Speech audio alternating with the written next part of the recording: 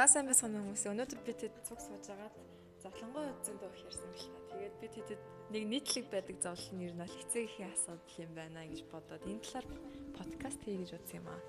За ер нь их ихтэй эцэг ихтэйгээ ер нь насны зөрүү ихтэй болохоор яг үеийн тэр үйл ойлголцол тий бас зөндөх гардаг л хэл та. Гэхдээ энэ ер нь жинзи хүүхдүүдийн өсвөр наснуудын өнцгөөс яг яаж харагддаг ямар байдгийг гэдгийг нь ер нь л яриа гэж бодсон.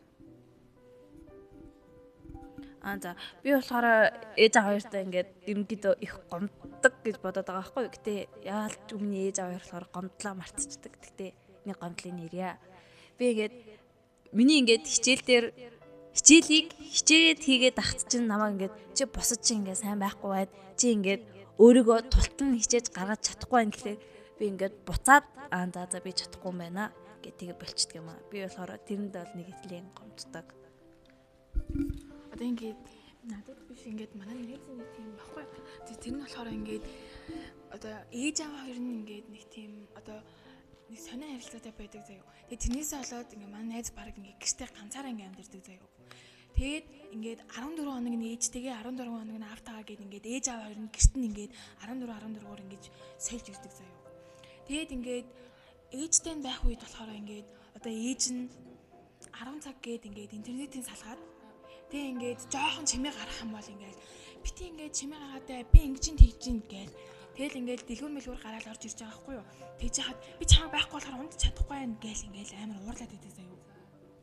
Тэгэд ингээд одоо өөр жишээ гэх юм бол одоо наавтайгаа байгаа байхгүй юу. Тэгж яхад ингээд аав нь одоо ажилласаа хэдэн цагт ирэх юм мэдгүй байхад ингээд гадуур явж яхад нь одоо ингээд аав нь залгаснаа чи ингээд дандаа ингээд дими тэндээ гэр орноо ингээд янзлахгүй гэд тэгдэг заяа. Тэр нь болохоор ингээд миний хувьд эцэг их нь хоорондоо ийм одоо жоохон үл ойлголцолтой юм сонио харилцаатай байгаа шүү дээ. Тэрнээ ингээд манай найзад нөлөөлөд байгаа юм шиг санагдаад тэгээ тэр хүүхдийн илүү ингээд одоо сурах боловсролын ингээд олоход амар хүнд болдог. Тэг ингээд эцэг ихтэйгээ ойр байхгүй болохоор ч угаасаа амар хэцүү үлээ тий. Тэрнээс болоод амар их ингэж үл ойлголцол үүсэж ингээд ээжтэйгээ манай ингээд амар харилдаг. Ингээд би бинтэйгээ бүр ингээд үнэхээр ингээд хинч ингээд харсан ээж хоёр гэж харах тий. Тэгж амар харилдаг заяа. Тэгэл ингээд ээж нь ингээд одоо христийн шашин шүтдэг байхгүй юу? Тэснэ охиныгоо ингээд бас шүт гэдэг заяа.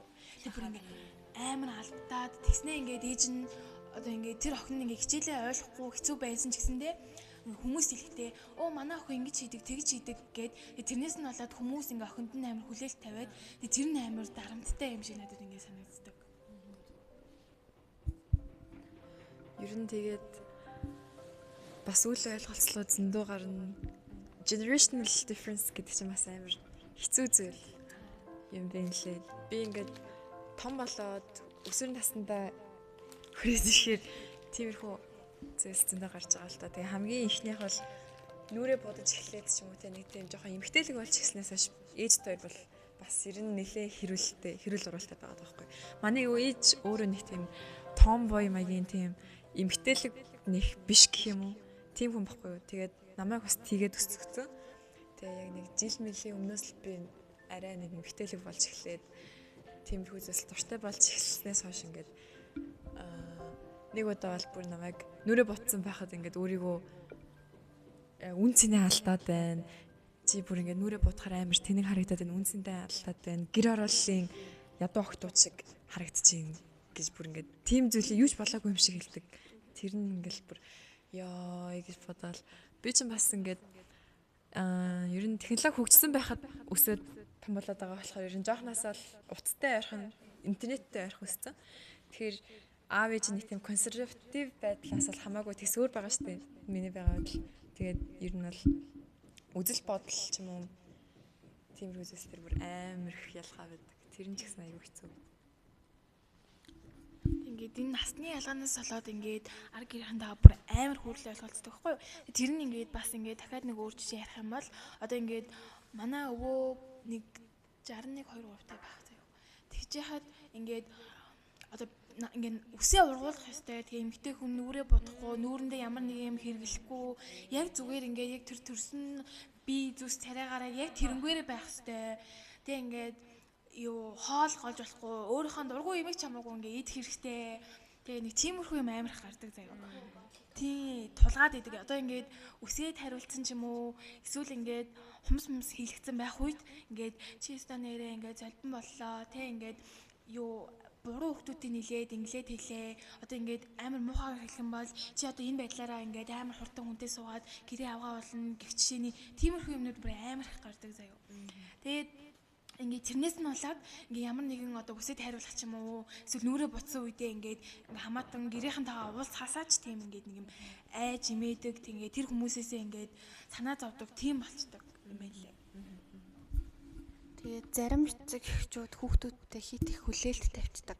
Тэгээд тэр хүлээлт нь хүрч чадахгүй байгаад байвал ууралдаг, доош нь хийдэг, чи ийм байна, тийм байна гэх мэтчлээ одоо ингээд үгээр иддэг. Тэнгүүд тэрний ингээ хүүхдэд нь яаж тусахыг ерөөсө бодолцож үздэггүй. Яг миний ингээд бодсноор байх хэвээр бодоогүй байвал чи юм уу байна? Чамаас болсон гэх мэт тиймэрхүү хандлага амар их санагддаг надад. Тий ер нь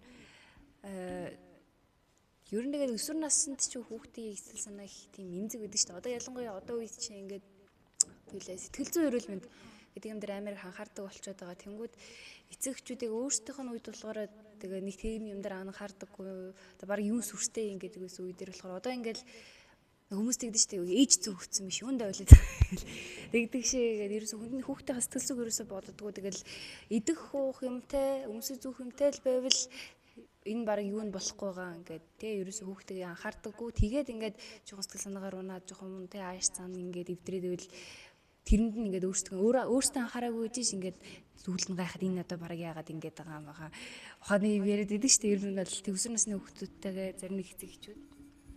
Гэтэ бас ингээд дахиад нэг амар том ялгаа нь ингээд одоо тэр хүн хүүхдтэй одоо саяны хэлсэн шүү дээ нөгөө нэг одоо идж уух юм ингээд авч өгч байгаа. Тэгээ тэрийгээ ингээд өөрөө ингээд хайрлж ийн гэж боддог байхгүй юу. Тэгээ ингээд одоо яг тэр хүн чинь зүгээр л ингээд өөрт нь ингээд анхаарал тавиасаа өөртөө ингээд ярилцаасаа гэж бодож яхад нь би чамд ингээд амар хүмүүг зарсуулж ийн чи ингэж байгаас тэгж байгаас тэгээд одоо чи гадуур харахтаа ингээд тэгдэг тэрий чинь би ингээд олдог. Тэгээ би чамайг энэгээр ингээд хайрлж байгаа үстэй гэдэг нэг тиймэрхүү хандлагатай. Тэгээд ингээд одоо гэхдээ хамгийн их юм сэтгэл готролд орж байгаа нь дандаа юм өсвөр насны хүмүүс байх гэж үздэг. Тэгээд тэраа хэлэхгүйгээр ингээд амиа орлох ч юм уу тиймэрхүү үйлдэл амир гардаг байх гэж үздэг. Тэгээд одоо хичээл номноор ч юм уу тиймэрхүү юмнээр бүр ингээд одоо хагчтай ч юм уу дүүтэй ингээд харьцуулаад чи ингээд идраасаа ийм байна. Эдгээр ингээд хийгээд хичээж чадчихаа чи чадахгүй байна гэдэг ч юм уу. Тиймэрхүү тохиолдол амир гарч тэгээд ингээд сэтгэл готролд орох тийм юм болдог. Тэгээд хүүхдүүдээ тэгээд одоо сэтгэл готролд орсон байх үед нь ямар нэгэн зөвлөгөө авахгүй тэг ингээд тэр хүүхд ингээд дотроо ингээд бодсоор яваад ийм бүрэг тийм чимээгүй нийгэмшгүй бусдтай ингээд өөрийгөө ингээд ойлгуулж ярьдгүү болчтой юм шиг бас санагдсан. Гэтэ иймэрхүү хандлагат нь бас аав ээжигээ буруутгахад айгүй хэцүү. Яг тэгэл нэг бодол ингээд өөртөө баг биднээс 7 дор эцэг ихтэй тийм харилцаатай өссөн учраас яг одоо бол өөртөө те өөртөөхөө эцэг ихээс дээр хамаагүй дээр байгаа юм чинь ер нь бол ингээд сайн эцэг их байж чадчихаа гэсэн тийм бодолтой. Тэрийг нь бас ингээд хагалахад айгүй хэцүү те. Тэр одоо үүсгэсэн бөмбөлгийг хагалахад айгүй хэцүү. Угаасаа ингээд хичнээн ярилцсан ч ойлгохгүй гэдэг нь ингээд тодорхой санагддаг учраас нэг бодлороо ингээд айгүй хэцүү байдаг. Угаасаа хүүхдээ хайрлж байгаа хайртай санаа зовдөг халамжладаг гэдгийг мэдээд байгаа болохоор те ингээд иймэрхүү зүйл дээр эн чинь айгүй хэцүү байна гэд ойлголцоод ярилцахад бүр айгүй хүндрэлтэй байдаг байхгүй юу. Дахиад нэг энгийн жишээнээс ярих юм бол одоо ингээд одоо тухайн одоо манай эцэг эхийн үед ч юм уу одоо ийм ховц мовц иймэрхүү юм чи амар хомс шүү дээ.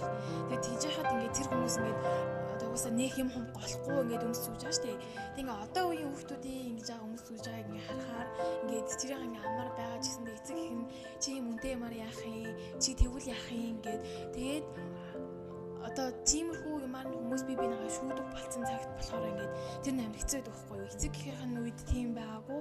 Тэгээ одоо үед ийм юм байгаа. Тэгээ энийгээ авч чадахгүй ч юм уу. Эсвэл ингээд ер нь хүнд ингээд амар хатаархаад тэгэж одоо жоохон буруу зам руу тэгэж орох магадлал амар өндөр байдаг баг. Эцэг эхийн харилцаанаас болоод тийм.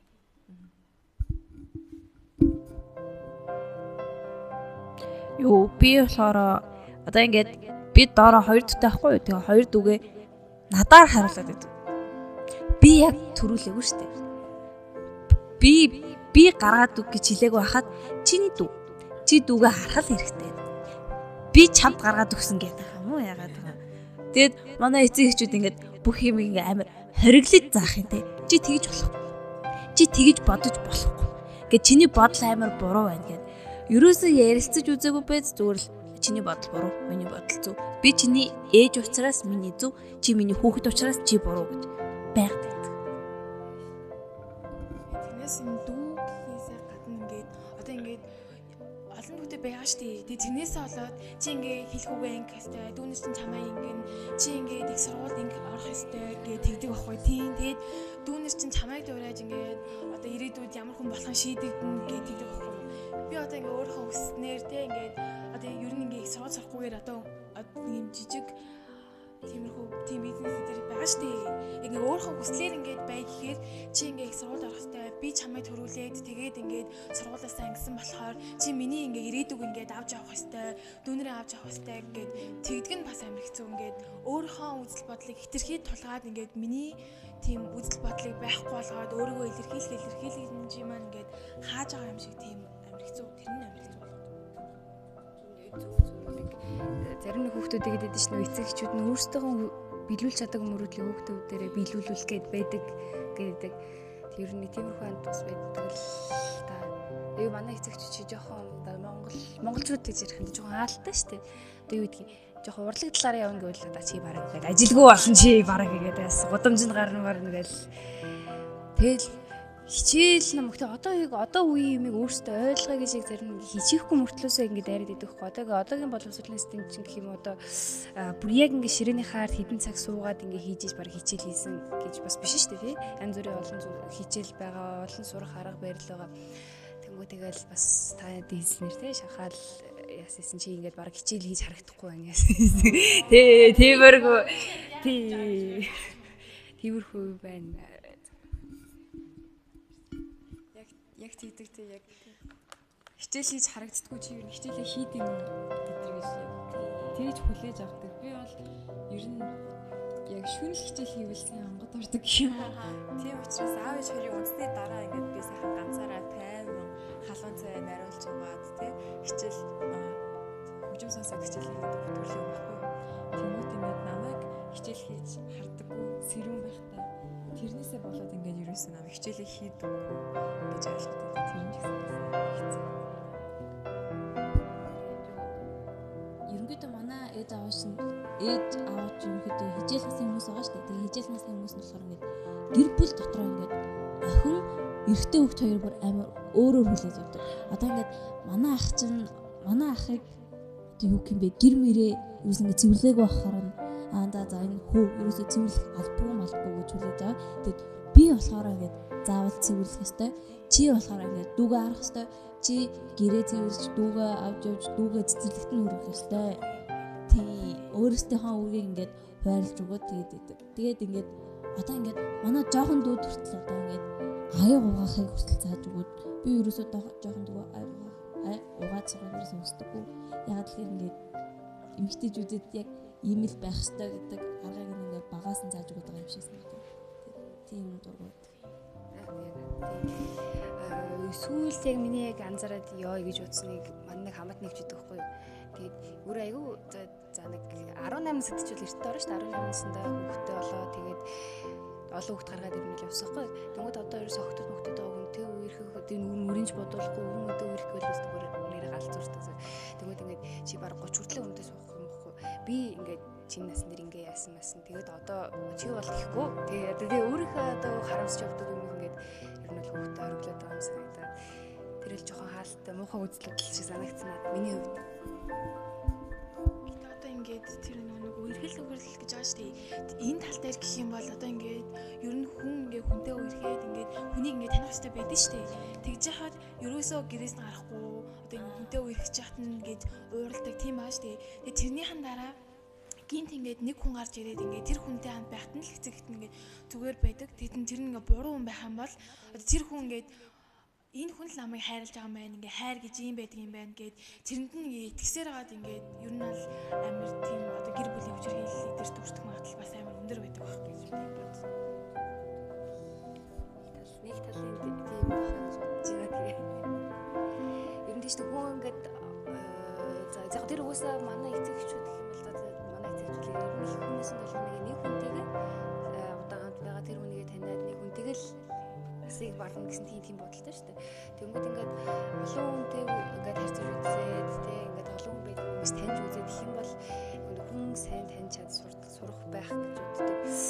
Манай бас нэг найз ээж тэгж хэлдэг байхгүй чи олон хүнтэй үерхий тэр нь ихтэй муу юм биш шүү дээ. Чи ингээд тийм олон хүн ингээд яваадах жоохон замбраг гэсэн утгаараа биш олон хүн байдаг шүү таньнаараа ингээд тий өөрийнхөө хүсэж байгаа юм ингээд ойлгохороо яараа гэрэг тийм байдлаар бас их талаас нь харж үзэх хэрэгтэй болов. Тэгтээ ингээд одоо насны зөрүү ингээд ойрхон байх тусмаа илүү нээлттэй ярилцдаг юм шиг санагдсан. Одоо ингээд манай ээж бит 19 насны зөрүүтэй байхгүй юу? Тэгээд тэрнээсээ болоод ингээд одоо чадлж байгаа хүмүүний ч юм уу ингээд хэлэх юм бол өө тийм үү ингэсэн юм уу тэгсэн юм уу гэд.